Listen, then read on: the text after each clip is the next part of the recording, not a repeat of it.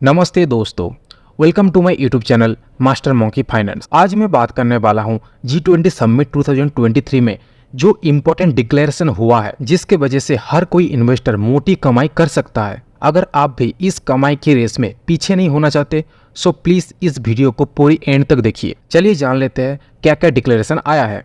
G20 summit, जिसको group of 20 भी बोला जाता है, ग्लोबल इकोनॉमी का 75% कंट्रीब्यूशन रखने वाला इस 20 कंट्री को G20 बोला जाता है। इसी साल यानी कि 2023 में G20 समिट इंडिया में ऑर्गेनाइज हुआ है, जो कि न्यू दिल्ली का भारत मंडपम में एग्जीक्यूट किया गया है। और इंडिया इस ग्लोबल लेवल समिट को लीड कर रहा है, जहां पर अमेरिका, चाइना, रसिया, कनाडा, ऑस्ट्रेलिया जैसे पावरफुल कंट्रीज का लीडर्स या प्रेसिडेंट इस समिट में हिस्सा लेने के लिए इंडिया पहुंचे हैं। इस समिट के दौरान जो इम्पोर्टेंट फाइनेंशियल डिक्लेरेशन हुआ है, जो कि प्रैक्टिकली एग्जीक्यूट होने के बाद Indian economy and global economy को अच्छा खासा बूस्ट मिलेगा, और जिससे global investor and Indian investor also काफी मोटा कमाई कर पाएगा। First declaration is 6G technology alliance. इस ग्लोबल प्लेटफॉर्म पे India and US 6G technology development and infrastructure में काम करेंगे, जिससे कि इंडिया को 6G टेक्नोलॉजी को इम्प्लीमेंट करने में और भी ज्यादा आसानी होगा, जिससे कि चाइना के ऊपर डिपेंडेंसी काफी हद तक कम हो जाएगा। Railway and telecom ministry mister Ashwini Vaishnaw ने बोले हैं कि इस अलायंस के थ्रू 6G टेक्नोलॉजी का जो डायमेंशन है वो इंडिया को काफी प्रॉफिटेबल करेगा। इस वजह से Indian technology industry and telecom industry को काफी अच्छा बूम मिलेगा, और इस टेक्नोलॉजी को लेके जो भी कंपनियां काम करेगा वो कंपनी फ्यूचर में काफी अच्छा प्रॉफिट जनरेट करेगा। अगर उस कंपनी में आप लोग निवेश करेंगे तो मोटी कमाई कर सकते हैं। इस वीडियो के दौरान मैं कोई भी स्टॉक्स का नाम एंड उसका रिकमेंडेशन नहीं करूंगा, क्योंकि इस वजह से सेबी का रूल वायलेट हो सकता है। अभी बात करेंगे नेक्स्ट इंपॉर्टेंट अनाउंसमेंट के बारे में, जो कि है ग्लोबल बायोफ्यूल एक्सेप्टेंस के बारे में। यहाँ पर एक बार बात कर लेते हैं बायोफ्यूल क्या होता है। बायोफ्यूल उस फ्यूल को बोला जाता है जो कि बायोमास से फॉर्म होता है। बायोमास मतलब animal waste, plants, algae and fruits, flower, vegetable waste से जो भी फ्यूल बनाया जाता है उसको बायोमास फ्यूल बोला जाता है।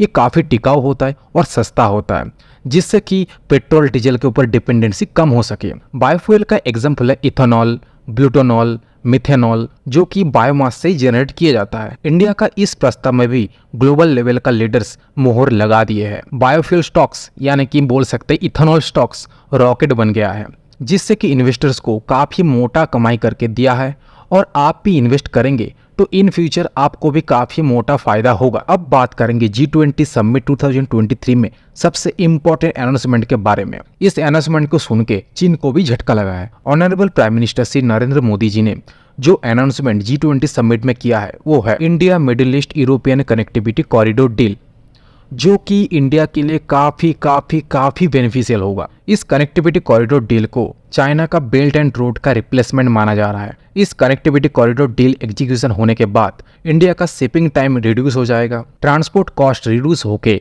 एफोर्डेबल हो जाएगा, जिस वजह से कंपनियां काफी प्रॉफिटेबल होगा, जो कि कंपनियां एंड गवर्नमेंट का प्रॉफिट बुक में रिफ्लेक्ट होते हुए दिखेगा। इस कॉरिडोर का जो मेन मोटिव है UAE, Saudi Arab, Jordan, Israel, India and European country को रेलवे नेटवर्क के थ्रू जोड़ना है, जिससे कि इन सारे देशों के अंदर जितने भी इंपॉर्टेंट रोड नेटवर्क है एंड पोर्ट्स है उससे वेल कनेक्टिविटी जनरेट किया जा सके।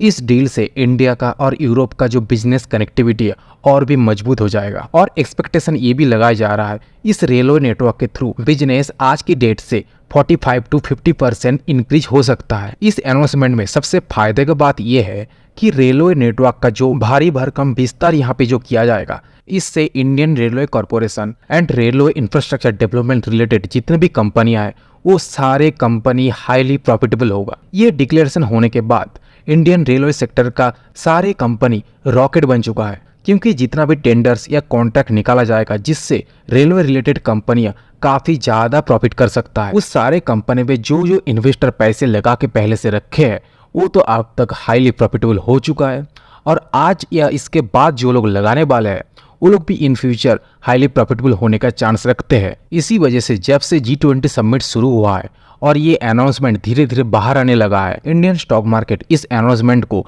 बहुत ज्यादा पॉजिटिव वे में लिया है।